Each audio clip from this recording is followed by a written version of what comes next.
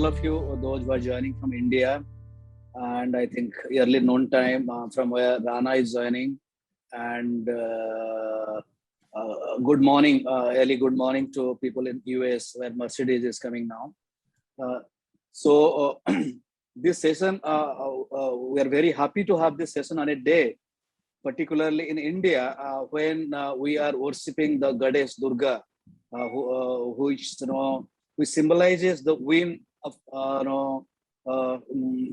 good over the evil, and the demon was overpowered by a goddess who was, I will call in the present day's term, a disruption or innovation, because all the gods, they came together to create this women, because this Mahishasur was so powerful.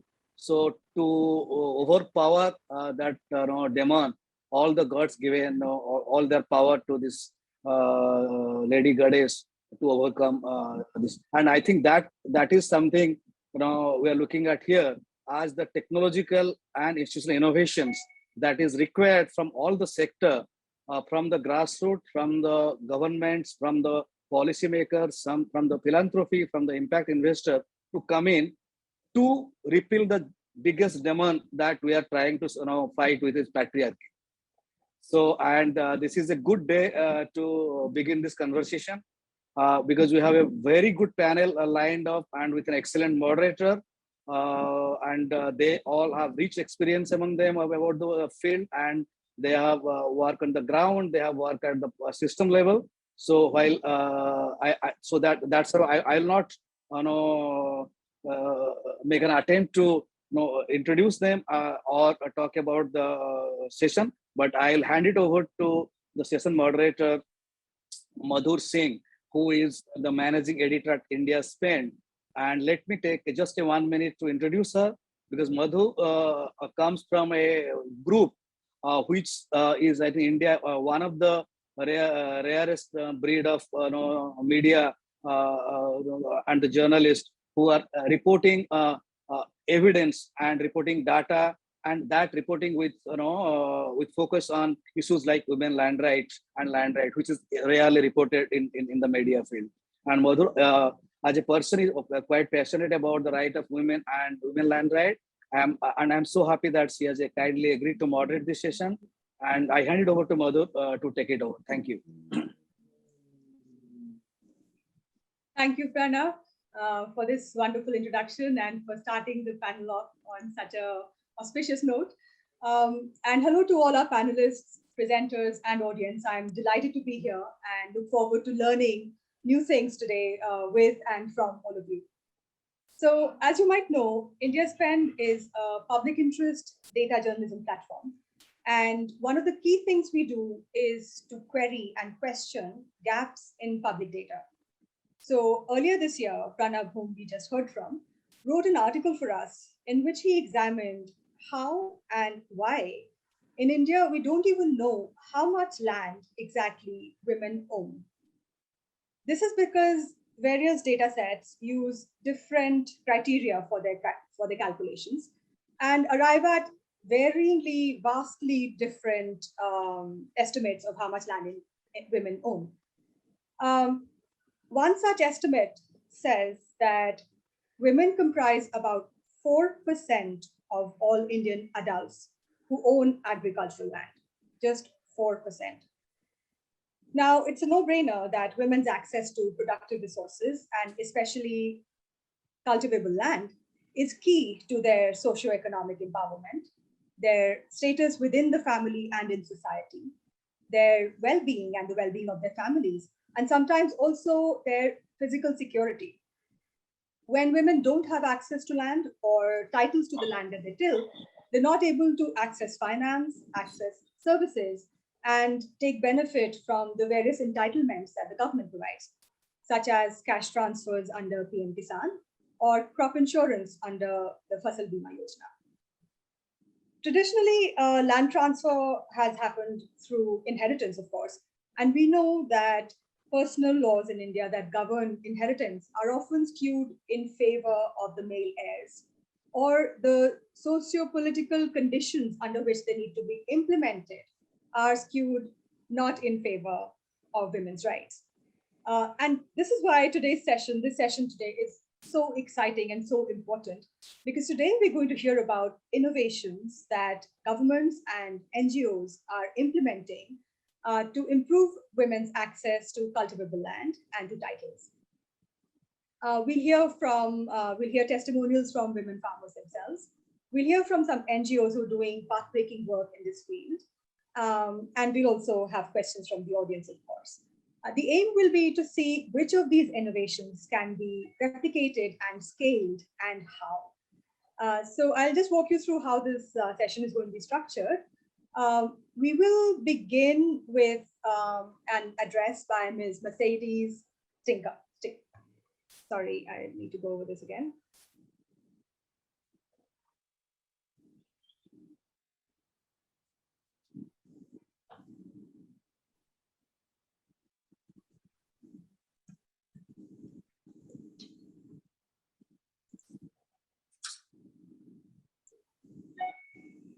We'll begin with an address by Ms. Mercedes, who is a senior land administration professional from the World Bank.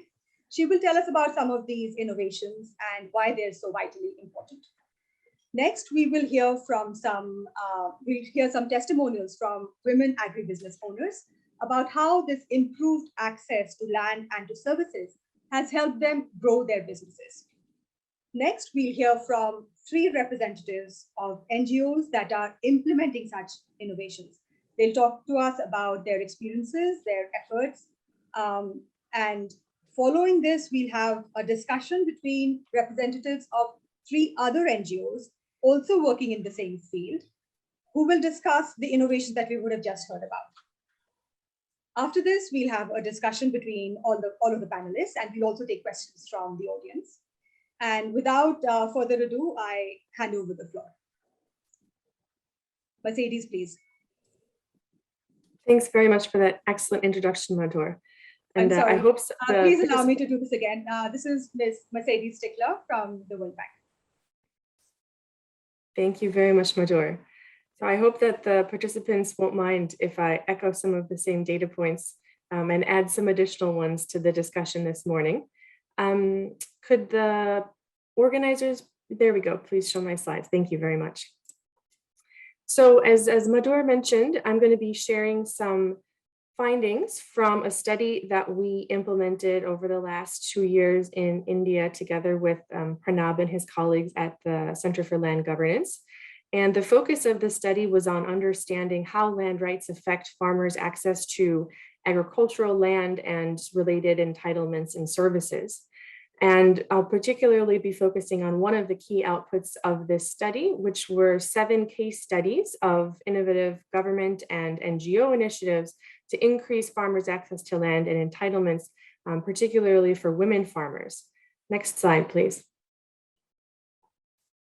So as Madhur already very well laid out, women entrepreneurs in the agriculture sector in India face a lot of gaps in terms of their access to land, access to agricultural entitlements and services.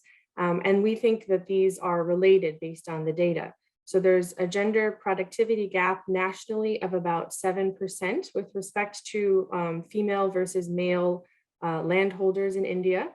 And as Madhur mentioned, women make up about 14%, another data point, of formal landholders, potentially lower than that, as she pointed out, in the agriculture sector specifically.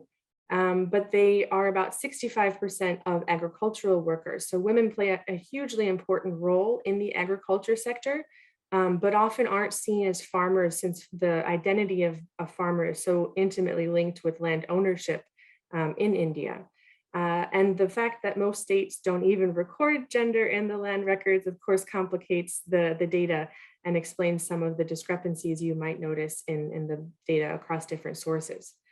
Now, another reason, not just research related, why it's problematic is because most government agricultural schemes at the federal and state level, the union and state level in India, including, as Madhur mentioned, PM Kisan, the various crop insurance scheme, different iterations of state level public procurement of grains in some cases, use land ownership records to identify eligible farmers.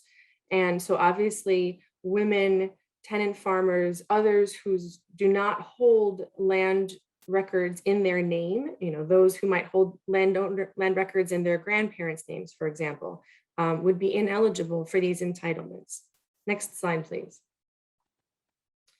So I won't read this long slide, but this is just an overview of the 7 cases that we profiled, and you're going to hear about 3 of them today, which are a Kudumbashri initiative to lease land to women's self-help groups in Kerala, a Landesa and West Bengal State Rural Livelihoods Mission partnership to provide legal training and assistance to help women register land in their names, and a Pradhan program to help women's self-help groups access and cultivate leased land in Odisha. And these are all available online, and I'll show you the website at the end. Next slide, please. So looking across these 7 case studies, we identified 4 key strategies to empower women agri-entrepreneurs. The first is to increase land access for land poor farmers through subsidizing land purchases and/or land leasing. The second is to help vulnerable farmers access formal land records, so making sure that those who have land rights have the records in their names. The third is to informally register tribal farmers' customary land rights. So in the hills of Manipur, we have an example of customary authorities recording their farmers in their community land rights. And the fourth is build farmers' land rights awareness and legal aid access. Next slide, please. So I'll talk you through a few examples of what this looks like, each strategy. In terms of increasing land access, as I mentioned, there are 2 key interventions that we profiled. The first is an effort by a World Bank finance project in Andhra Pradesh to subsidize land purchases by poor women farmers. And the project provided both financing and technical assistance to help landless poor women purchase land, which resulted in not only increased number of landowners and average land holding size among the beneficiaries of the program compared to a comparison group in their communities, but also increased incomes, food security, and women's status within their family and community. It also shifted their primary income source from wages to cultivation and decreased seasonal migration. Another effort was based on supporting women's self-help groups to lease in land for collective farming. And this has been tried in a number of states. We profiled initiatives in 4, Andhra Pradesh, Kerala, Odisha, and West Bengal. And in each of these cases, community-based organizations or NGOs helped these self-help groups identify available fallow land, of which there is quite a bit in India due to some outdated land leasing laws that do not allow for all of the land to be effectively utilized, and negotiate leases with the owners and/or the village in the case of publicly owned lands, and then register eligible landowning member farmers to access agricultural entitlements and extension services. This also increased the women's productivity, farm incomes, and adoption of high value crops. Next slide, please. The second main strategy is to help vulnerable farmers access formal land records. And here we profiled an effort in Odisha, also supported by Landesa, to help the landless families complete their applications for government land allocation programs. So there are quite a few programs at the state level, especially to provide public lands usually to landless families. But oftentimes the families who are eligible for these programs aren't necessarily aware of them, don't have all of the documentation they need to complete the application process, etc. So this project very simply helped link eligible families with those government programs and help them complete the application process. And as a result, the families benefited from increased access to agricultural and homestead land, increased access to government agriculture schemes, increased productivity, income, high value crop adoption, and also increased confidence for women who benefited from joint titling with their husband through the land allocation programs. Next slide, please. The third major strategy was to informally register tribal farmers' customary land rights. And as I mentioned, this case study takes place in Manipur in the hilly areas where customary land tenure is predominant and where the customary authorities have the legal and constitutional authority to manage land administration within their communities. And so in this case, community-based organizations and NGOs worked with these customary authorities to use low-cost digital technologies like tablets and mobile GPS stations to map customary lands and issue informal land tenure certificates jointly for husbands and wives. So these certificates, although they were not recorded by the formal government, but by the responsible customary authority, increase access to government agricultural schemes, extension, and in at least one case have also been used to allow for individual compensation for loss of land rights. They've also created significant demand for more certificates to strengthen individual tenure security in these customary areas that are historically characterized by communal tenure and family tenure. There's an increasing shift in demand from farmers to have more secure property rights for allowing them to have access to agriculture services and invest in their farms. Next slide, please. So the fourth strategy is building farmers' land rights awareness and last mile access to legal aid. And here also we have profiled cases across 4 different states: Gujarat, West Bengal, Andhra Pradesh, and Odisha.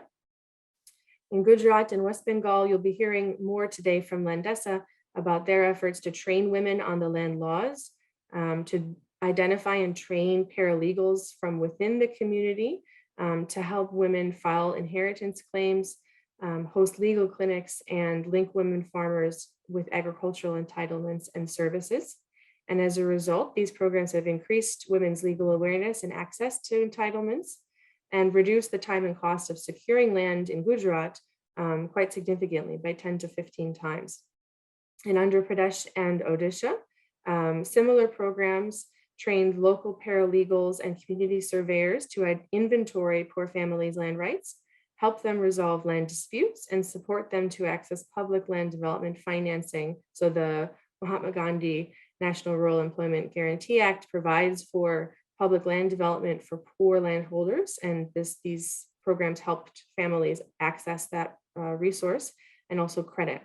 And as a result, in addition to having increased access to land and credit, these programs also increased household farm production in Odisha and had a very positive benefit cost ratio in Andhra Pradesh. Next slide, please. So what are the key takeaways I hope you'll take from my presentation today? Firstly, it's that women agri-entrepreneurs struggle to access land and agricultural entitlements, which are often linked to having land ownership records, and this constrains their potential to be as productive as their male counterparts. Secondly, there are tested strategies for empowering women agri-entrepreneurs, and these can be scaled up. And as Madhur mentioned, we'll be hearing from our panelists today about some ideas for how to do that. And thirdly, helping women agri-entrepreneurs access land and entitlements has a number of positive impacts in terms of increased productivity, increased incomes, increased access to markets, and overall increased empowerment for women within their families and society.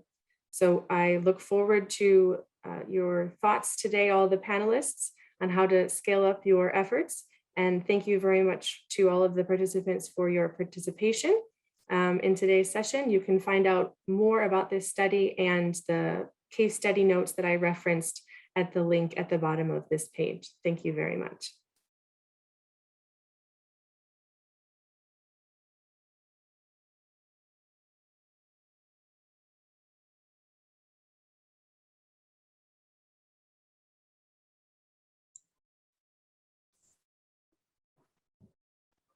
Thank you, Mercedes.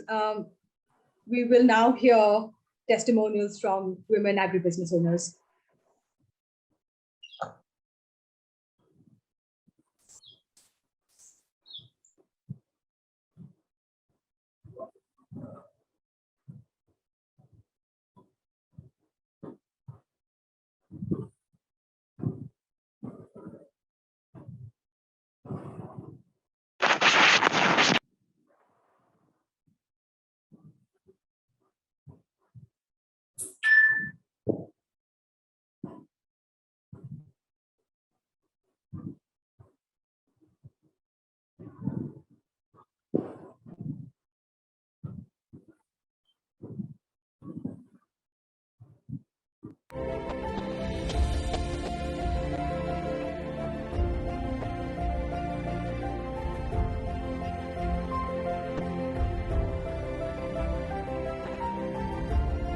দাদা ছিল আর আমরা এটা 3 বোনে জমিটা ভাগ করে নিয়েছি।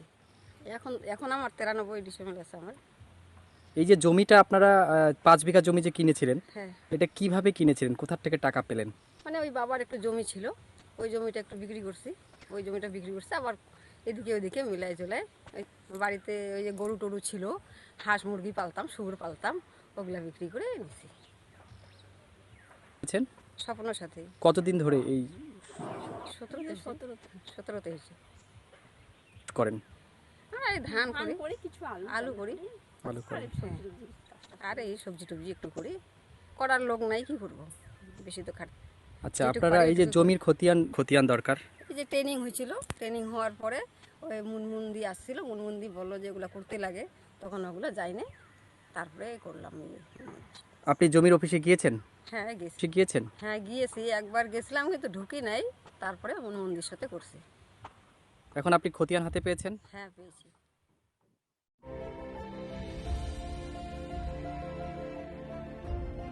যাই ট্রেনিংয়ে গিয়ে আমি জানতে পারি যে জমি সম্পর্কে, তারপরে আমি বাড়ি এসে মাকে বলি, মাকে বলার পরে আমি জমির কাগজপত্র বানানোর জন্য কাজগুলো শুরু করি। জিতে আছো? স্বপ্নের সাথে এসেছি। সুরক্ষিত? হ্যাঁ, আমাদের জমি এখন সুরক্ষিত। কি দলিল আছে, খতিয়ান আছে, জমি দখলে আছে, আমি মাকে সাহায্য করি। কি কি চাষ হয় তোমাদের? আমার ধান চাষ করি, অল্প কিছু আলু চাষ করি, আরও কিছু সবজি টবজি এগুলো চাষ করি।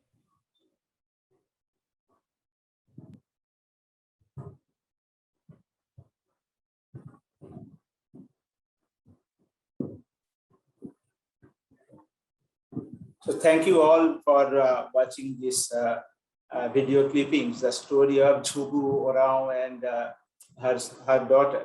So how they were struggling without the land records in their name, and Jhubu's husband was father was a sharecropper, and she accessed land from that sharecropping plot, and also subsequently she also purchased land, and 93 decimals was ultimately the quantum she owned.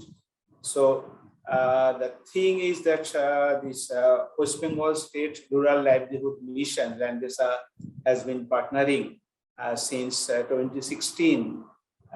The National Rural Livelihood Mission agenda strongly underlines the women's entrepreneurship development for economic empowerment, and also entitlements, how the entitlements could be accessed by the women. And land being a productive asset, we all know, and we have seen that historically women are denied access, control, and ownership. The State Rural Livelihood Mission was in all readiness when Landesa approached them in 2016. They are having a very, very strong network, the federated structure of around 800,000 self-help groups in the state of West Bengal. And the partnership was having support from Land and Land Reforms Department, also from Government of West Bengal. And the partnership followed the theory of change that Landesa follows in other domain of work, particularly related to enhancing opportunities and opening up horizons for the women to access, control, and own land. So we started with a situational analysis, kind of knowledge assessment on the ground, women, mostly from disadvantaged section of the society, how they, what knowledge they are having, and how do they take land in terms of their knowledge enhancement. And the response was quite prompt that this is heavily male-dominated area. And so after this situation analysis, then we jointly, there was a pilot implementation covering about 200 self-help groups from 2 districts. And then it was a joint review process, review of process and outcome. Then course correction was undertaken before scaling option. So presently, across 204 blocks out of 345 blocks in the state, 1.08 million women have been covered with this land literacy.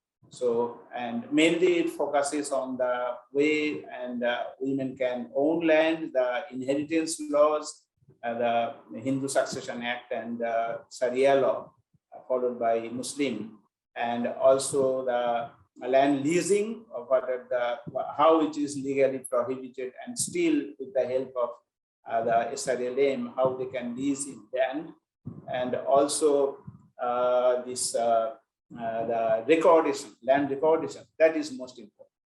And so this partnership developed so far 560 master trainers from the districts, 22 districts, and these master trainers in a cascading approach trained block level trainers, more than 5,700 across the state. And ultimately, these trained block level trainers, they reached out to villages, hundreds of villages over the last 3.5 years to reach to 1.07 million women. And even during the pandemic situation over the last 1.5 years, the trainers' capacity development was continuing, and this online training facilities were availed through this Panchayati Raj department. The accessing land record services by rural community, what we have seen from the field and as also narrated by women, they face huge challenges. The first challenge is related to this middlemen who exploit like anything, anybody approaching the land reforms office, the revenue office, and also harassment. Several visits are required to get a document and also get somebody's record updated. The land reforms department has been promoting over the last 3-4 years the online platform, how community can access this online platform to get their records updated. And this land literacy training, which was happening, what we observed that out of 5,700 odd block level trainers, and they are all women from the cluster federation maintained at the Gram Panchayat level. These block level trainers, several of them were interested to know more and to test their knowledge, how that could be transferred into action by accessing the government offered web-based platform to check the status of their land. They started informally providing support to women in the SHG cohort, and how they can have a look at the records online and how digitally certified land records could be downloaded, and even online record updation services could be accessed by submitting an application along with scanned copy of the documents required. And this way, the board of directors of the cluster federations, they got interested, and they thought this is a good opportunity to promote the entrepreneurial skills of the women in the SHG network. And Landesa was approached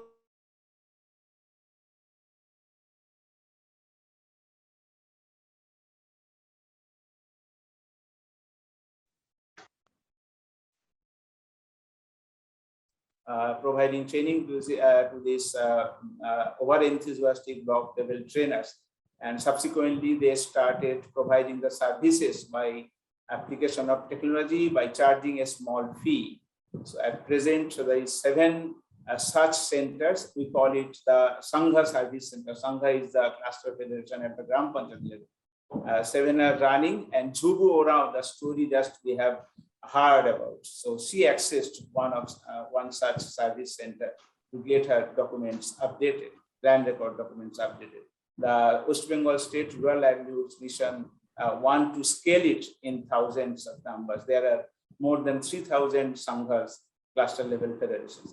And the Moon, the service provider, she actually helped Jubu Rao, the women farmer on her own from the scheduled tribe community, to get the land records updated. And now Jubu is able to access several benefits offered by the government by having the documented land records in her name. She can access the agricultural grant, she can access the institutional credit, the crop insurance, and other inputs.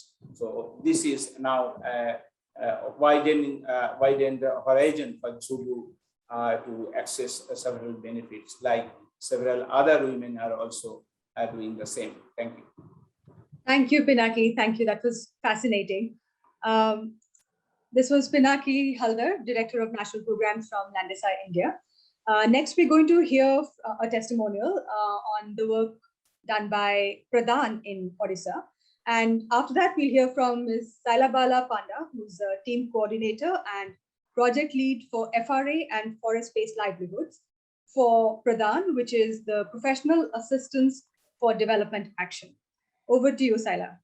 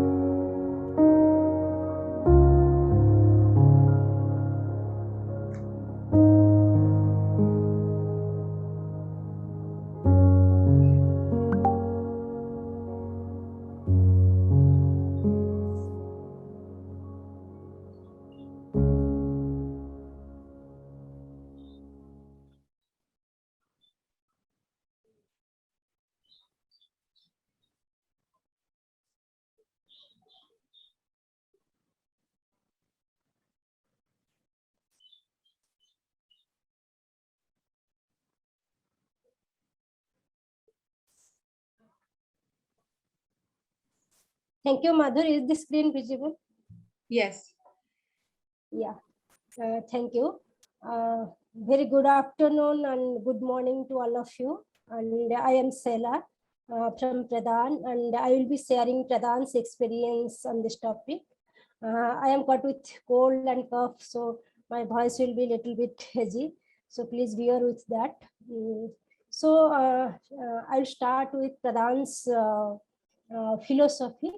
Basically, we believe that the community has the internal capacity to drive the change process, and professional with knowledge and empathy need to engage with community to stimulate that change.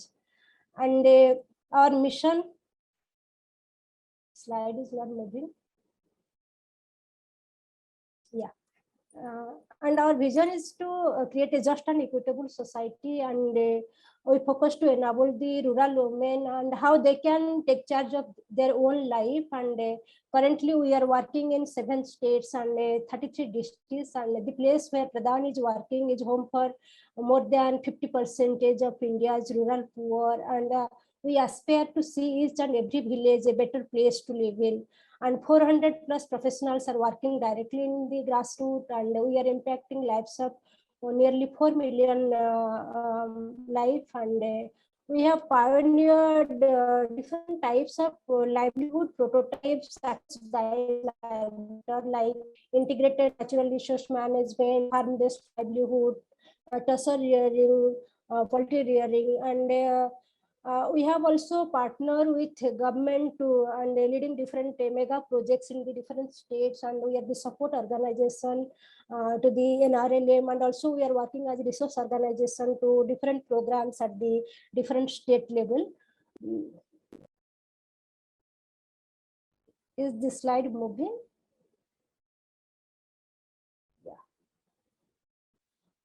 With the experience of working more than 3 decades in the grassroots, what we realized that lack of land ownership makes women vulnerable. When women is in a functional household, it doesn't matter who own the land. But when the household breaks, she faces very difficult consequences. Even if she knows how to grow SRI, how to grow vegetables, and she is with different types of knowledge and skill set, but in that situation she didn't get a piece of land to use those skill and knowledge. And the rural belt where we are working and the tribal pockets, this polygamy is legal in the customary practice, and there are many single women in the area. And overall there is the issue of land mapping, demarcation, and land litigation issues.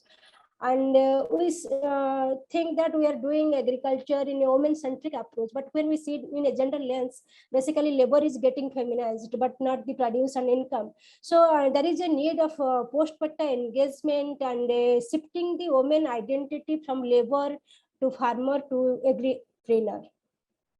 Looking into this context, slide is not moving. We focus to change the mindset and how to bring the acceptance and demand for women land right, and how to localize the work in the community itself, in the women collective and the community cadre, and how to use simple technology in the land mapping demarcation process, and collaborating with government at various levels so that we can understand each other's work and we can make a joint journey in the process to foster everything.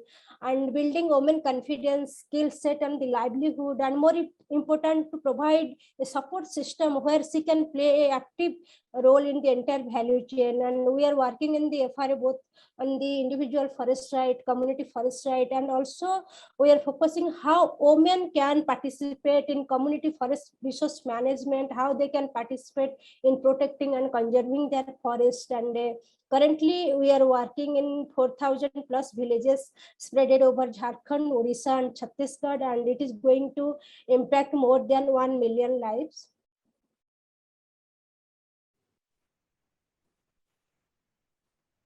Coming to some practical innovations, particularly this slide is about those who have possession on land, but because of some or other reason, they are not able to claim the processes, but claim making is taking time. So we are basically using mobile-based tool to faster the land mapping and demarcation process. And basically with the support of technical agency, Pradhan is developing different web maps with offline setting, and these web maps getting shared with the community cadre called Jami Sathi, and in the online platform they download these maps, and they have Android mobile with specific application, and in the field they do the mapping, demarcation, and also feed the all the necessary information and the proof documents. And once the Jami Sathi come to the online environment, they submit those data, and we get process those data, and from the system we generate different type of maps that faster the claim making process, like village map with all the claimants and how much area and for which plot, and also for what is the traditional boundary and what is their community forest resource right, what are the patches having high focus on the forest resource management. So this type of information we are getting, and this process is helping to faster the process, and it is easy, transparent in the community, and easy to replicate also. And government in the Chhattisgarh and Odisha is supporting us in this process. And this slide is particularly to those section of women who don't have a possession on the forest land, don't have agriculture land, and you can say absolute landless. For those women, it is very difficult to get a piece of land unless the government provides some land through the land leasing. So in those cases, we are facilitating how the women can take land on lease through collective. And once they take the land on lease through the collective approach, they have individual plot in that bigger patch, and they grow similar crop in a synchronized manner, and they get supported with agri-entrepreneurs in their input and output marketing. And it also helps them, all these vulnerable women, to collectivize, to take the support of the collective and that collective bargain is helping them to take a land on lease and getting good return from the land. And after facilitating women to have a greater access to land or land ownership. So at the end of the day, it is how we are building those women to engage with that land and get return. So it is very important where we focus how to change their self-perception from the labor to a farmer to an entrepreneur and agripreneur.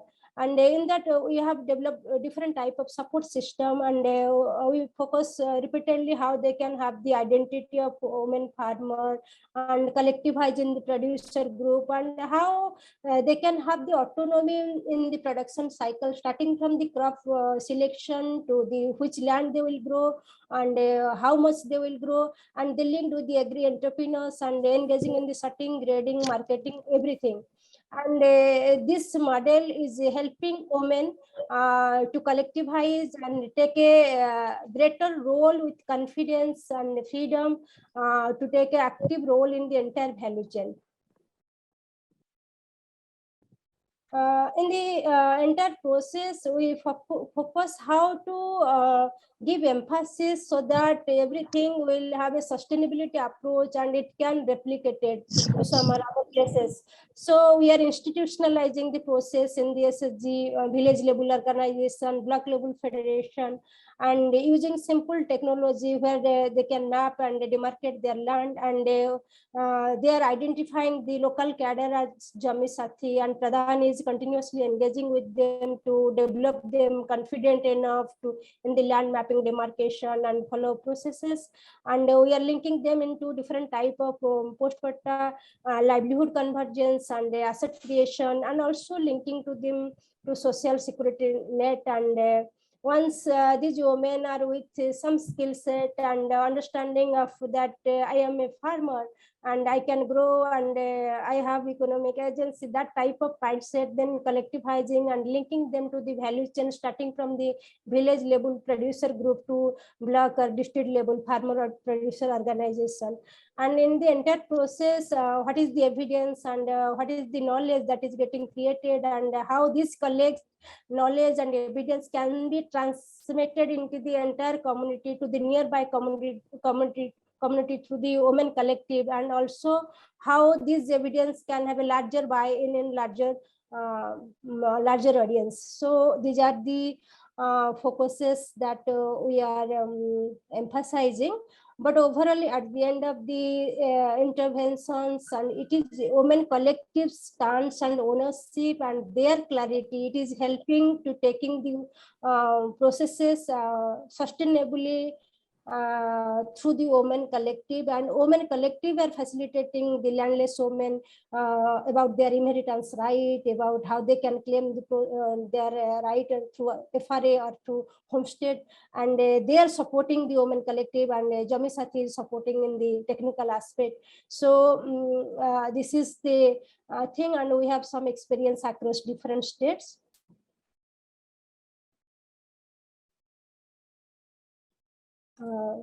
Thank you all for listening us. Thank you, Saila. I now request Padmini Ramesh of Kudumbashree in Kerala to please take the floor. Thank you, Madhur. I think there is a video that will be played, right, Tanvi? Yeah. Kerala is a state that is blessed with abundant natural resources. Also, the favorable climate here makes this an optimum place for undertaking agricultural activity. Even though women play an important role in agricultural production, their role is not recognized as being substantial. Kudumbashree tries to change this paradigm of women by transforming them from farm laborers to farmers. കുടുംബശ്രീയുടെ പ്രധാന ലക്ഷ്യം തന്നെ ദാരിദ്ര്യ ലഘൂകരണമാണ്. അപ്പോൾ കുടുംബശ്രീ ഇപ്പോൾ നമ്മളെ സംബന്ധിച്ച് അണുകുടുംബങ്ങളാണ് കൂടുതലുള്ളത്. അപ്പോൾ അവർക്ക് തന്നെ കൃഷി ചെയ്യാൻ സ്ഥലമില്ല. അപ്പോൾ പാട്ടത്തിനെടുത്തും വെറുതെ കിടക്കുന്ന തരിശു ഭൂമികളെ കൃഷിക്ക് ഉപയുക്തമാക്കാൻ വേണ്ടി നമ്മുടെ ഭാഗത്തുനിന്നുള്ള സഹായങ്ങൾ കൊടുത്ത് കുടുംബശ്രീകൾ അവരുടെ തരിശു ഭൂമികൾ കൃഷിക്ക് അനുയോജ്യമാക്കി തീർത്ത് കൂടുതൽ മെച്ചപ്പെട്ട വിളവ് ഉൽപ്പാദിപ്പിക്കാൻ ശ്രമിക്കുന്നു. A project was started under which collectives of poor landless women were formed into groups and supported to undertake farming activity. Constant hand-holding and support from Kudumbashree has helped this collective to undertake scientific and profitable agricultural activity. ഞങ്ങൾ ഈ സംഘകൃഷിയെക്കുറിച്ചൊക്കെ കുടുംബശ്രീയിൽ നിന്നറിഞ്ഞ് ട്രെയിനിങ്ങുകളും ജൈവവളത്തിനെക്കുറിച്ചും കീടനാശിനികളെക്കുറിച്ചും കിട്ടി കഴിഞ്ഞതിന് ശേഷമാണ് ഞങ്ങൾക്ക് കൂടുതൽ സ്ഥലത്ത് ഈ കൃഷി ചെയ്യാനായിട്ട് താല്പര്യമുണ്ടായി. Efficient channeling of resources like credit, technical inputs, and marketing support has helped these groups to achieve better incomes from the activity. Kudumbashree വഴിയാണ് ലോൺ ശരിയാക്കി, പലിശരഹിതമായ ലോൺ ശരിയാക്കി തന്നു. അതോടൊപ്പം തന്നെ ഞങ്ങൾക്ക് ഇൻസെൻറ്റീവ്, കുടുംബശ്രീയിൽ നിന്ന് ഇൻസെൻറ്റീവ് ധനസഹായം ഞങ്ങൾക്ക് കിട്ടി. അതെല്ലാം കൂടിയാണ് ഞങ്ങൾക്ക് ഈ പാട്ടത്തിന് എടുത്ത സ്ഥലത്ത് ഞങ്ങൾ കൃഷി ആരംഭിച്ചത്. This kind of collective farming has enhanced their confidence and emboldened them to take decisions on their own terms. കൃഷിക്ക് ഇറങ്ങിയത് പിന്നെ മാനസിക സന്തോഷം നന്നായിട്ടുണ്ട്. പിന്നെ ഇതിൽ നിന്നിങ്ങനെ വരുമാനമൊക്കെ കിട്ടുമ്പോൾ എല്ലാത്തേനും ഭർത്താവിനെ ആശ്രയിക്കാണ്ട് കാര്യങ്ങൾ ചെയ്യാനായിട്ട് നമ്മളിപ്പോൾ കുടുംബശ്രീയിൽ ഇങ്ങനെ പൈസ അടയ്ക്കാനും അതിനും ലോണുകൾ എടുക്കാനും അത് അടക്കി തിരിച്ചടയ്ക്കാനും ഭർത്താവിനെ ആശ്രയിക്കില്ല. The autonomy to decide what to cultivate and when to cultivate has changed the way they perceive agriculture. This change in thought and attitude is sure to pave the way for a brighter, greener future.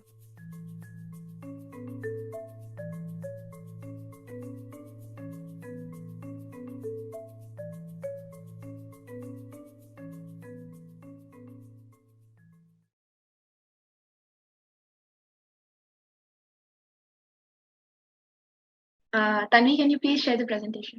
Thank you. Okay, hello everybody. I am Padmini. I am working in Kudumbashree NRO as a professional.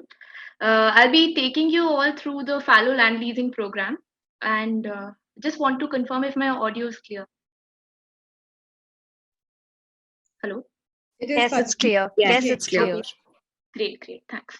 Okay, so can you go to the next slide, Tanvi? Yeah, to give you some context, Kerala has this Land Reform Amendment Act, which effectively bans tenancy. How? So any land owner who wants to lease out their land to a tenant beyond a stipulated time period would probably have to forego their ownership rights, because the land would automatically get transferred to the tenant, right? And so landowners in Kerala are generally very scared of leasing out their land, right? So that's the first point. Other than that, because Kerala is a communist state, the agricultural labor rate in Kerala is actually quite high. So landowners who want to deploy labor in their fields have to incur a very high cost of cultivation, and there are insufficient returns. So this is primarily the 60s I'm talking about. So what this invariably led to was that landowners started just letting go of their lands, keeping them fallow as an uncultivated, and started emigrating from Kerala because agriculture was turning out to be unviable for them. So just to give you an illustration, between 1952 to 1997, the area under paddy cultivation, which is actually the staple crop of Kerala, nearly halved. So Kerala was actually confronting a very serious food security issue, right? Because it had to import rice from other states for the simple reason that land was lying uncultivated and fallow. And feminization of agriculture was the consequence. Women started participating in agriculture, but not in the capacity of landowners, but in the capacity of agricultural laborers. And I think Saila Bala ma'am put it very well. The journey has been to see women transform from agricultural laborers, the identity that was initially accorded to them by the society, as actually farmers, and now master farmers. So I'll take you through the journey. Next slide. So actually, can you go to the next slide, Tanvi, and I'll go back to this one. Yeah. So in 2004, Kudumbashree stepped in. Now, to give you some context, Kudumbashree is Kerala's poverty eradication mission, which is women collectives or self-help groups that are formed, and they practice thrift and credit activities. So Kudumbashree is this established network covering more than 60% of households in Kerala, largely from the lower income group. So the mission stepped in 2004 and recognized that this fallow land is actually turning out to be a very serious, grave issue. So it started encouraging women to lease in the panchayat owned fallow land. So the panchayat also has some land with itself, right? This land which was lying uncultivated or fallow, the mission suggested that individual women farmers start leasing in this land and start cultivating and perform agriculture. This was tried on an experiment on a pilot basis in Kozhikode in Perambra, and Perambra being a panchayat, and it actually worked wonders. And that's when the mission decided that, okay, this is something that has a lot of potential, and we are going to start taking the collective farming approach from 2009. So around 2010-11, they collaborated with NABARD, which is the National Bank for Agriculture and Rural Development, and they brought in and roped in the concept of joint liability groups. So now can you go to the previous slide? Yeah. So just to give you a bit of a context, Kerala has this federation of women collectives. Okay, the neighborhood groups or self-help groups, as they can be interchangeably called, form the neighborhood women collectives, which are then federated at the ward level, which is known as the Area Development Society, and then at the panchayat level, known as the Community Development Society. So what Kudumbashree Mission suggested was that within these NHGs, women from these NHGs, say I am Padmini, I am a woman from Shija Lakshmi NHG. Now I want to start cultivation. So I'll ask my friends and my neighbors in the same neighborhood group or in other neighborhood groups if they would want to take it forward. And then we'll come together and we'll go and send an application to the Area Development Society and finally to the Community Development Society, saying that we want to register ourselves as a joint liability group. Now, what happens once I register? Tanvi, can you go to the next slide? Yeah. So the first thing is that I will now be working as a woman collective. Joint liability groups generally has 4 to 10 members, and they derive their strength from the social capital they have by virtue of being a collective. So I will basically have a president and secretary, and I'll be provided with a lot of hand-holding support initially because I'm just starting out farming by the Area Development Society. Then I'll go around and actually ask panchayat people if they have fallow land to be leased out. But the thing over here is that the panchayat and the CDS members, the apex body federation of women, they actually identify all the fallow land there is in the village to make the process very easy for the JLG members. So I can actually go and if me being the JLG member, I can actually go to the CDS member and say that we as a women collective want to undertake farming, and the CDS members and the panchayat in their annual action plan will have charted out and mapped out all the fallow land there is. And they will actually tell me that, okay, these are the private land, that is land parcels that are available for you to actually practice cultivation in, and you can start if you want. We're going to help you and handhold you in negotiating the lease rate with the landowners. Now the CDS members in Kerala and panchayat members, they have a lot of social and political clout. So landowners are under the impression that, okay, if this woman collective or if this joint liability group is being backed by a CDS member or a panchayat, then there is some surety I have. My land will not be snatched away from me. So that is how the entire leasing process was facilitated. So this was an anecdotal example whereby I became the JLG member, but largely the CDS members provide hand-holding support, social capital support, and all other support that is required to the women collectives when they are negotiating for the lease rate with the panchayat. And then there is a white paper document. It's not a legal document, but it's a white paper document on which the landowner and the women collective engage in a lease agreement. The rates are decided, and then the final thing goes to the Community Development Society, the apex body federation of women. Now this Community Development Society actually looks at the white paper document, looks at the soil quality, goes and does a ground visit, asks the neighborhood group women also to attest, and finally comes up with a Sakshi Patram. Sakshi Patram is basically a document that testifies that, okay, these are the women who have actually leased in the land from the panchayat, and based on that Sakshi Patram that is attested by the CDS members, and after the proper vetting process, the bank, largely cooperative banks or regional rural banks, actually provide these women collectives with institutionalized credit.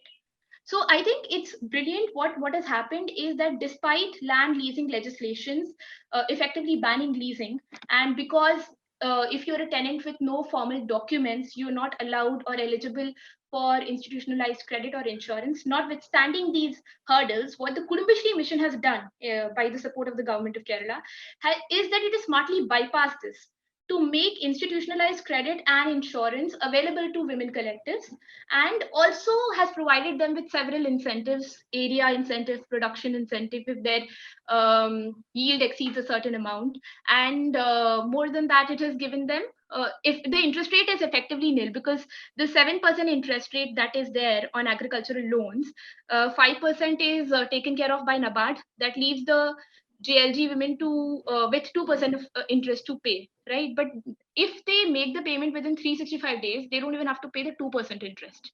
So what has happened is that there's an entire ecosystem that is that exists in Kerala right now, whereby women collectives, by virtue of their strength, and of course, collective farming has its own benefits, I think, which is very well documented. Your risks are divided. Should anyone not work, you basically the community can help each other, and some kind of crops. There are a lot of research papers which indicate that cash crops are doing better than rice in some districts. But overall, collective farming, it's well known in research that it leads to higher productivity and higher output. Beena Agarwal has done significant work on it. So the Kudumbashree network has basically fostered this ecosystem. And other than that, the joint liability groups of women collectives which are performing better are provided higher grade. The ones that are not performing well, for example, Kerala floods were devastating. They basically destroyed lives and livelihoods. So the system, the Kudumbashree network of women step in and help them till such time that they actually become sustainable. And the government of Kerala has also given a lot of schemes and support to help tide over the crisis. So what has basically happened is that formal credit has been provided, notwithstanding the fact that there are no formal land documents. Next slide. Yeah, so and of course, it goes without saying that the fallow land problem that existed in the 1960s and even up till the 1990s in Kerala has to a very large extent been tackled, and around 5,324 acres of land have been cultivated by these women. One of the very good things that has happened is the convergence bit. So Kerala has very empowered panchayats with around 40% of the state finances going directly to the panchayats. So they work in convergence with a lot of line departments, the agriculture line department, MGNREGS, etc. So what they do is just before the land is to be prepared for cultivation, they will use MGNREGS wage rates to actually pay the women. So the joint liability groups women have the option of doing it themselves and getting paid the MGNREGS wage rate, or actually deploying MGNREGS labor for the same. So MGNREGS scheme has been utilized very well. Other than that, Kudumbashree has a lot of marketing, tech support. There are farmer facilitation centers that are there in every panchayat, which act as one-stop centers for tech, for agricultural extension services, seeds, subsidies, inputs, what kind of fertilizers need to be used, what are the climate predictions that are possibly climate predictions that will possibly unfold, based on which they should actually undertake their cropping. So there are these FFCs, farm facilitation centers, act as one-stop centers for all kind of support that these joint liability group women collectives require. Other than that, the master farmers. So as Saila Bala ma'am was also saying, and what we've also tried to do in Kudumbashree is to change the identity of a woman. Because notwithstanding the fact that they are one of the most prone to harassment and everything of that has been documented, but and the kind of services that they render, they're largely looked at as agricultural laborers. Even if they have land ownership in their names, they do not exercise control over it. So we have actually come a long way in terms of changing that. And actually, now we have got master farmers who are a trained cadre of women and who actually provide a hand-holding support to these joint liability groups. So anytime a joint liability group needs advice, they can say Chechi. Chechi means Didi in Kerala, and they can ask for that advice. So yeah, I think, and last bit, I'll just wind up. The Bhunidhi tech bit is one thing that we tried experimenting. It's basically we've tried to create a land bank. So all the landowners who are interested in leasing out their land can register in the Bhunidhi portal, on the Bhunidhi portal, and all the GLG groups who are looking to register a specific, who are looking to lease in a specific type of land of a particular, for a particular crop, they can go to the Bhunidhi portal and we've tried to create a land bank. This idea was not successful, but we are anyway trying to navigate our way through and see how we can make it better. Next slide. Yeah, these are some data and statistics which might be of help. You see that there is a down curve in the second graph after 2018-19. That's primarily because of the Kerala floods, which proved to be devastating. So yeah, I think that's it. The next slide. Thank you. That's it from me. Sorry, I exceeded the time.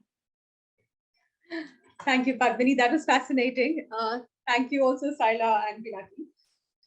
We're now going to move to the next part of this session where we're going to have a discussion. Please allow me to introduce our discussants now.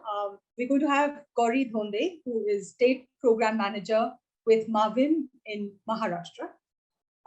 We're going to be joined by Rana Askul, who is CEO of Humanity Foundation, and Sanjay Mansabdar, who is CEO of Dwara e-Registry. Gauri, would you like to pose a question to Saila?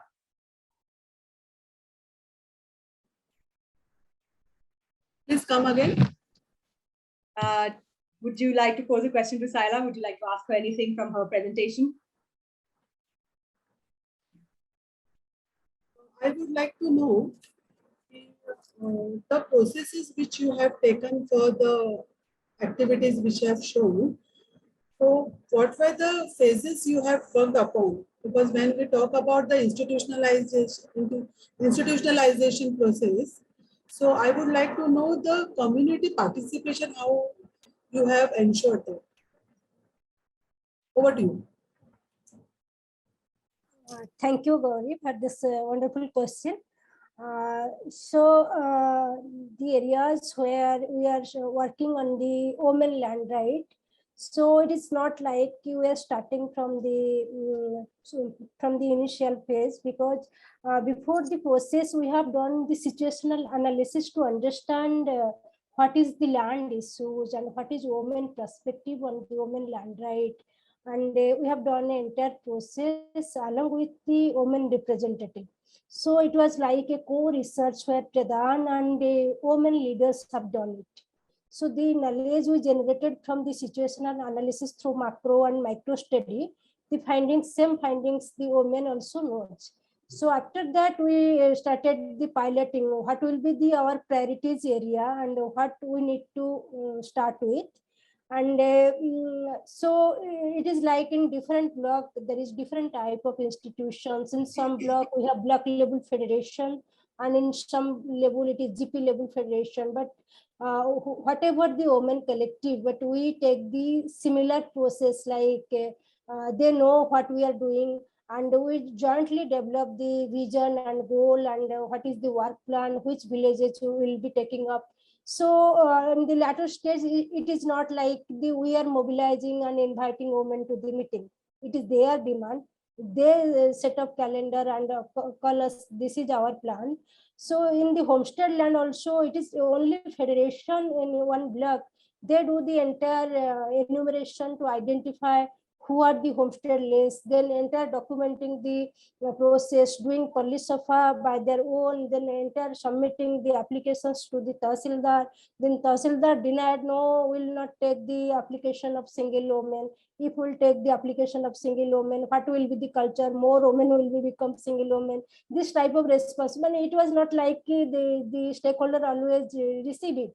So it is women, they go time and again, then sensitize the stakeholders, Pradhan also join them, and they do the process. And my realization and our realization, it is women collective whose strength is much more than Saila as a professional or my colleague, what we do.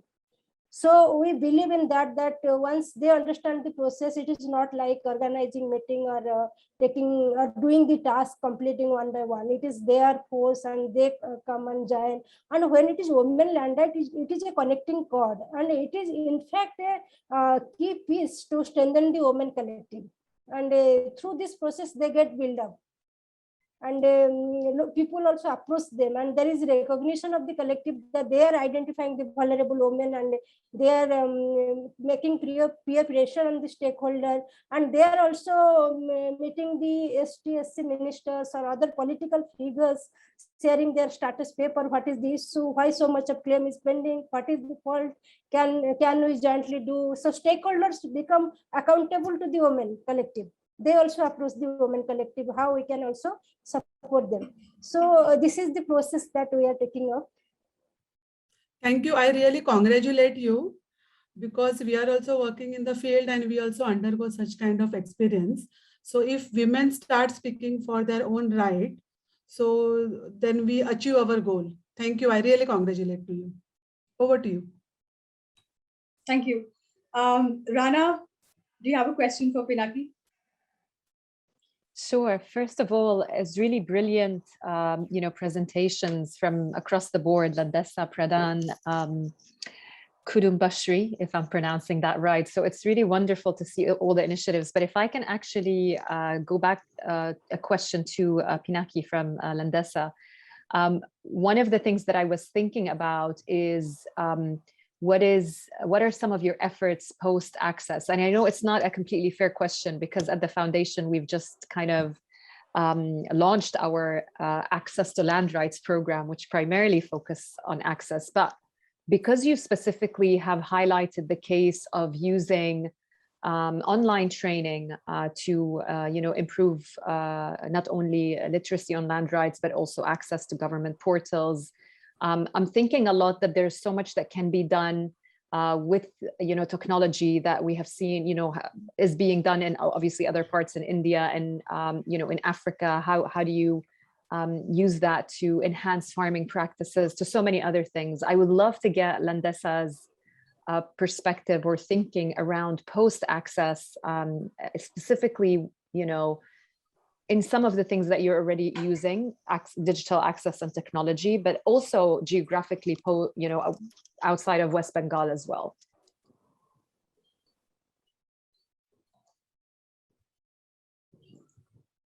Yeah, sorry, I was checking whether I have unmuted. Yeah, thanks, Rana. Yeah, it's a great question. So presently, what we are trying to influence the policy making level, that how technology could be leveraged for primarily developing the capacity of women self-help group leaders and cluster federation leaders.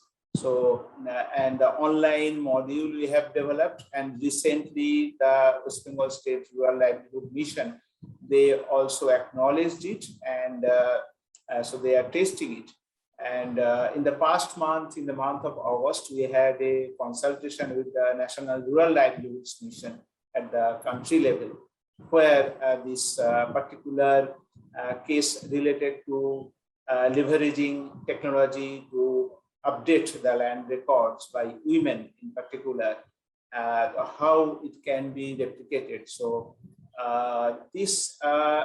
most of the states, because we conducted the Digital India Land Records Modernization Assessment Program, and there are several other actors playing this particular role in mobilizing the community to access the government offered web-based platform to get the records updated, but it has not really gained currency. I think there's a lot needs to be done to popularize this concept, Rana. First of all, because what we have seen, we started as a modest endeavor in partnership with WBSRLM, and it's really cutting across the community. And given the harassment and financial exploitation community is subjected to when any rural farmer and women, leave aside women hardly can access the services from the revenue offices. There are several barriers and challenges. heavily male-dominated domain, as I have mentioned earlier. So there is a lot of scope, and this is, to my knowledge, this is the first initiative in the country how women's self-help group federations, they are having some resources, and the National Rural Livelihoods Mission is also interested to encourage the entrepreneurial skill of the women, and they are offering the services at a minimum cost, so that this is replicable. This is actually replicable. And we are making also, we are also having in consultation with the SRLM so that these modules could be uploaded in their website, and whoever, and there will be different kinds of audiences. Somebody wants advanced kind of information, somebody wants rudimentary kind of information about the inheritance provisions, etc., how women can access land, what are the processes related to the land registration system. So there will be different kind of audiences, and we are trying and working with the SRLM to upload all these modules in their website so that anybody can access, but it would be in vernacular. So far it has been decided.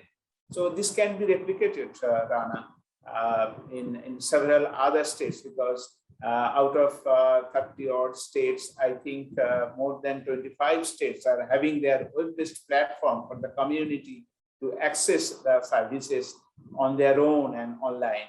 So this is one good opportunity. And parallelly, we need to have a very good communication strategy, that how community is actually acknowledging and informed, and the awareness generation is happening. So again, what we are doing in West Bengal, we are using this land literacy training platform to spread the message about this women-led service provision for record updation, so that every woman in the rural, every household in the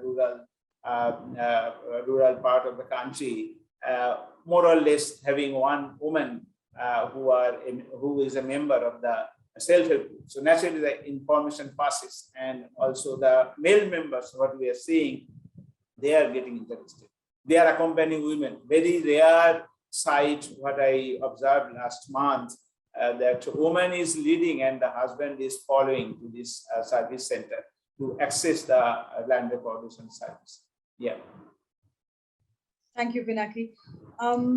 Sanjay, given Dwara's work on financial inclusion, what do you think about Kudumbashree's work on helping women access credit in Kerala? So first of all, just brilliant presentations by everybody, really stunning work everywhere. And specifically with respect to Kudumbashree, I love a few specific aspects, which is really around, take a problem that exists and turn it to your advantage, right? Which is taking the fallow land problem and actually making something of it. And I think that is absolutely stunning. The one thing that does strike me, however, is that a lot of these efforts are driven through some form of either incentives or government push of some kind, right? Now, my experience, and I'm sorry, I come from the private sector, and that is my experience. Really, my whole approach is how do you involve the private sector in this? Because if you can do that, then it's a self-sustaining thing. You don't have to worry about, am I getting the money? Am I getting incentives? Am I getting subsidies? And so on and so forth. So my question really is around that. Have you seen private, so when you mentioned the financial inclusion piece, you mentioned NABARD and the loans, the 7% loans in that sense. So really, as I see it, what can be done, and first part of the question is, have you seen private sector participation in this? And if yes, then which parts? If not, what stops it? And the end goal, of course, as I said, is if you can get the private sector involved with these efforts, then there's no saying where this will go. Padmini, would you like to answer? Anything to say? Yeah, thank you, Sanjay, for your comments. I'm actually thinking as I speak, so allow me grant me some pardon if I make any errors. But so I think self-sustainability, at least in Kudumbashree, is stemming from the fact that it is a community-driven project more than a private-driven project, right? Because it is this network of women who are out there for each other. Having said that, I feel that there is scope for private intervention with respect to the land bank thing. So the Bhunidhi portal that was implemented initially it did not succeed because the landowners were very hesitant to actually register themselves voluntarily because of the existing land leasing laws, right?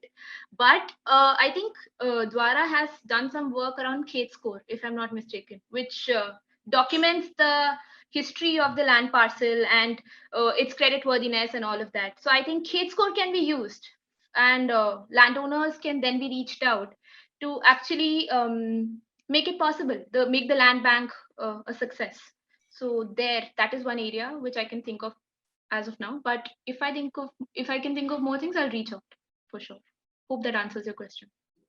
Sounds good. Thank you. Okay, thank you. We're nearly running out of time, so I'll just request all the remaining speakers to please keep it short.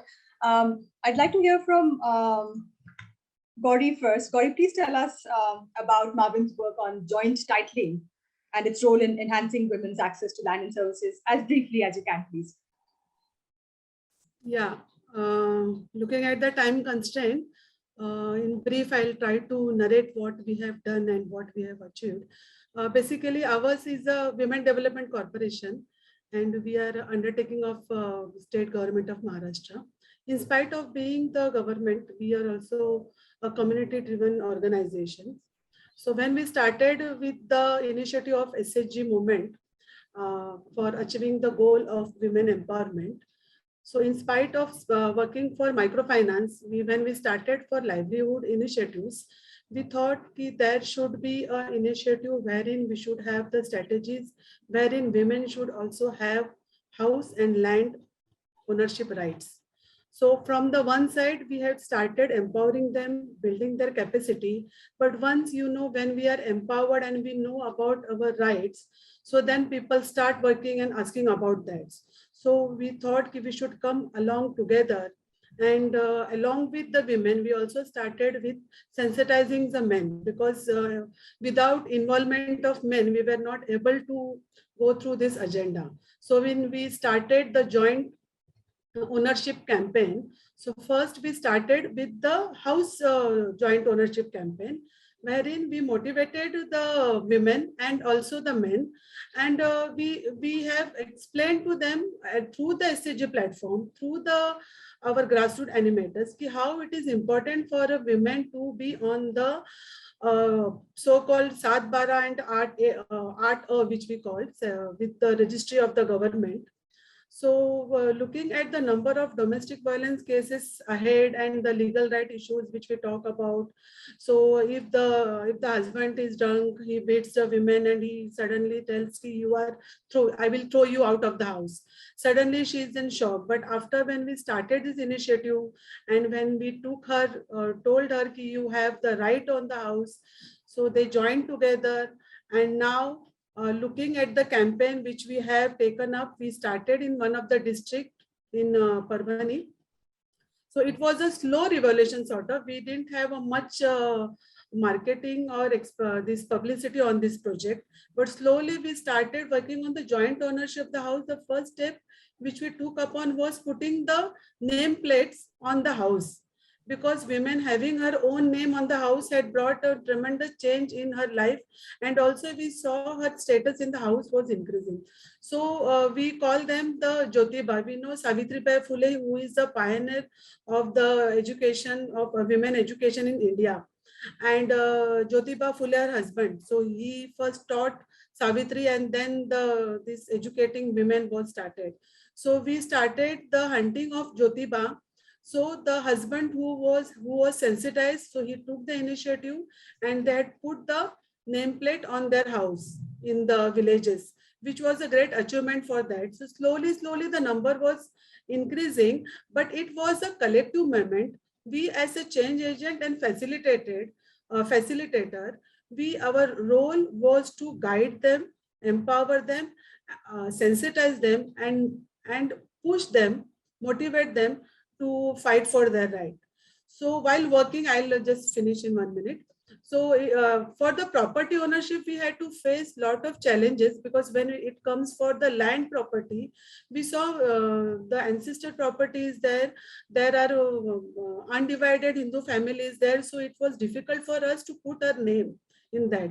So unless and until the entire family as an Hindu undivided family was divided, we were not able to put her name, but we could help her to give the, but we tried an option, the Gram Sevak, to give a certificate to the women so that she can cultivate the land and move ahead with the marketing for that activity. Means agriculture land, instead of working as a labor in her own land, she can work as an owner of the land.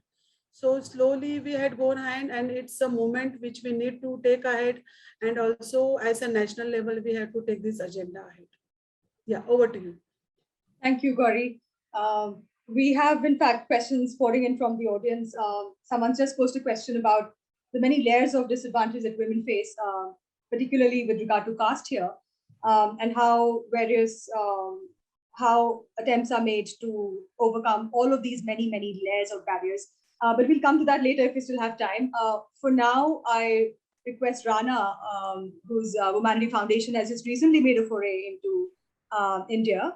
Rana, could you tell us about what you think is the role of technological innovations in improving the lives of women farmers? Sure.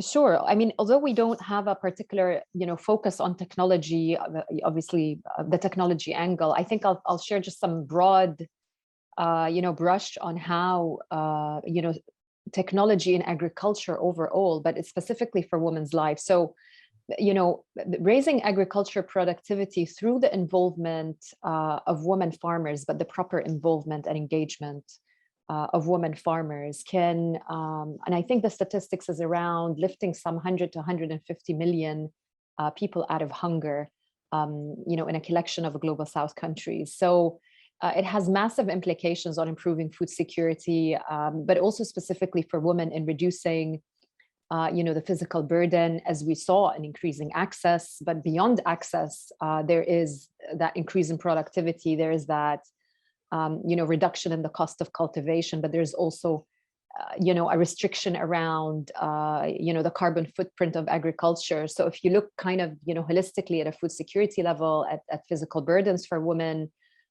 as they farm, the technology can come in and play, and agri-tech in general can play a huge role post-access. But as we saw today, it also plays a huge role in, facilitating access. And actually, the issue of access to land is very, very important when we talk about how technology can reap its benefits, and how technology can actually produce all the results that, I just kind of highlighted very briefly, because we know for a fact that insecure land tenure, it lowers investment in technologies. If your rural women, are less likely to have land under their control, we know that, but they're also less likely to invest in either short-term or long-term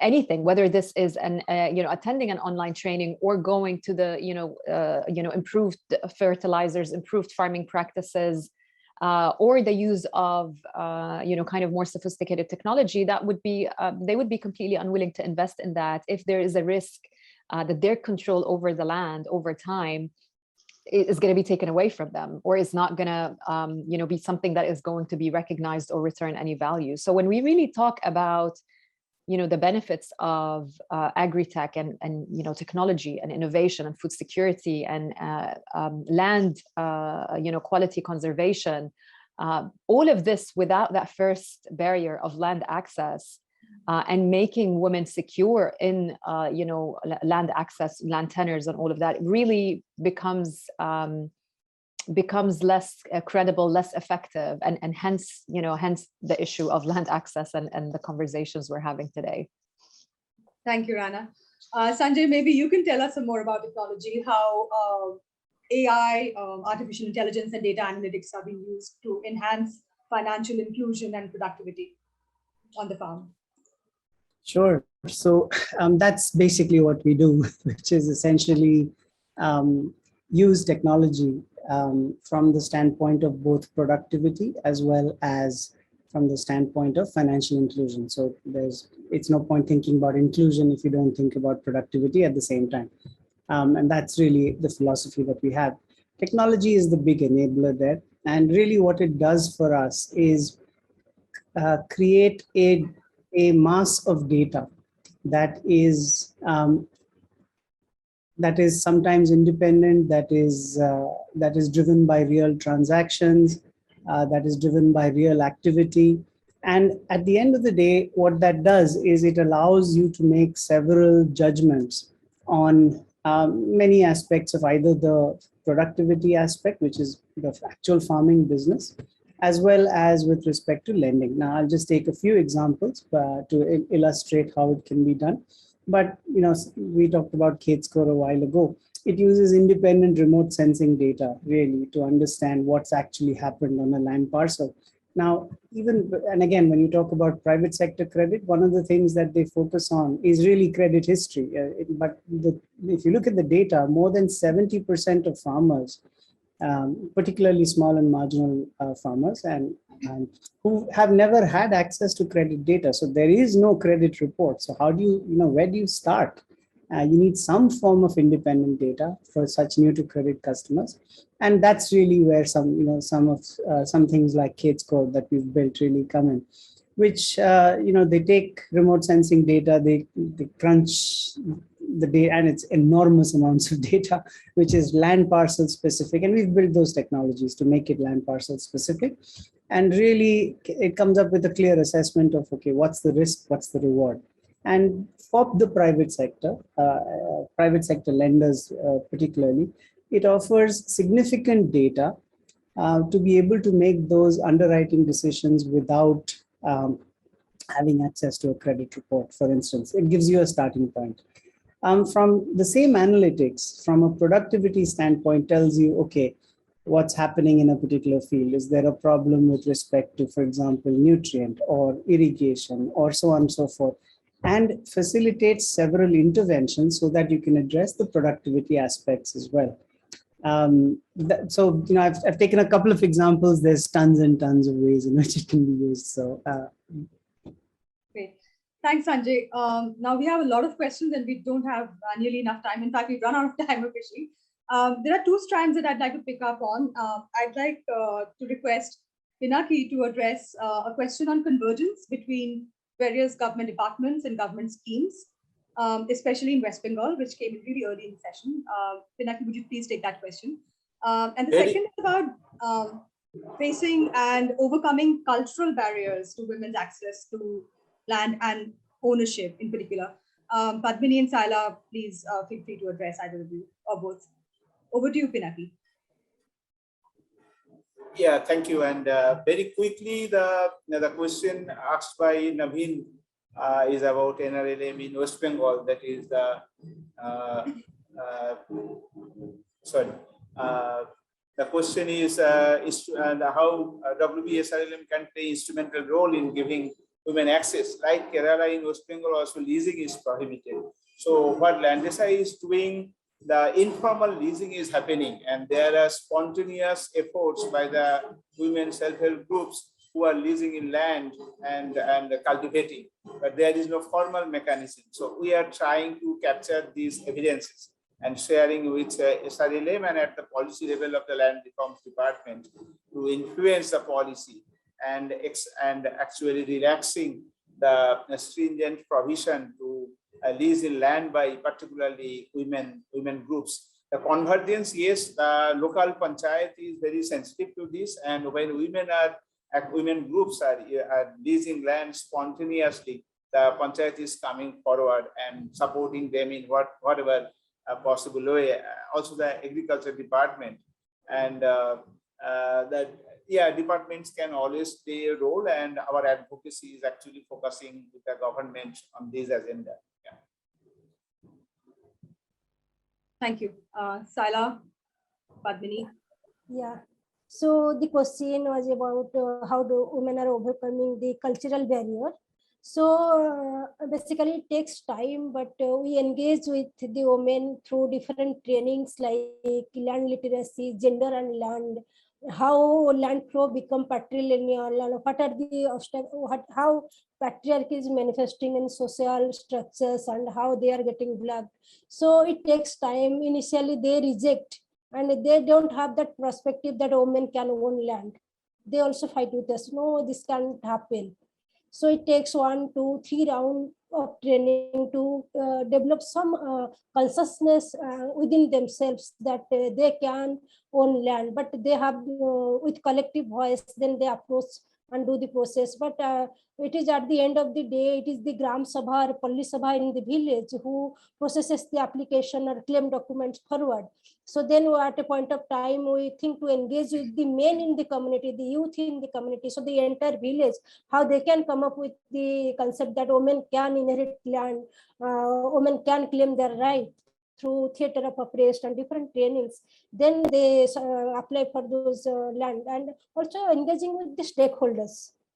Because even if there is some acts and laws, because of that patriarchal attitude of the implementing agency, it is not getting implemented. For example, Forest Right Act says that women are equally entitled for their right, but generally it doesn't happen. So we facilitate how the claim making can go with joint titling with the women as the first right holder. And even if there is a single woman within the same household, how the single woman can get a claim, how she can make a claim on her own land, then Gram Sabha don't accept that. How we can do that? But it takes orienting them, giving their perspective, creating different situations. In the adverse situation, what will be the thing? So then they get convinced, and when the federation get involved into the process, then it happens. And particularly it is one I can say it is about feminizing the implementation, and we identify few node points where we will be checking those things, indicators. So how these trainings will be done, and how village will come up with each individual woman wise how she can get a land, what is the through homestead or through agricultural land or through FRA, and how that can be linked up, and following up with the departments, and also mobilizing the government. Also we are going with some formal MOU with the state, how they can take up this and how they can appreciate this process, and so that the demand generated by Women Federation get accepted. Thank you. Thank you, Saila. I'm afraid I have to close this session now. I suggest we take our conversations and all our questions over to the Bella networking platform now. Thank you very much, everybody. It's been extremely interesting, and I've learned a lot of things, and I'm taking back a lot of hope from this session. Thank you very much.